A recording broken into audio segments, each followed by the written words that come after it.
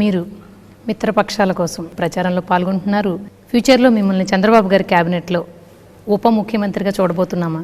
నేను అసలు అట్లా ఏమనుకోలేదండి. మేము గవర్నమెంట్ లేదు, నేను కానీ చంద్రబాబు గారు కానీ అసలు అట్లాంటి డిస్కషన్ మధ్యలో మేము పెట్టుకున్న priority to change the government. ఆ దిశగానే వెళ్తున్నాం. ఎలక్షన్లో రిజల్ట్స్ వచ్చి అప్పుడు కూర్చున్న తర్వాత కూటమి అందరం కూర్చుంటాం, ఎన్డీఏ కూటమి కూర్చుంటాం, అప్పుడు దాన్ని బట్టి నిర్ణయించుకుంటాం.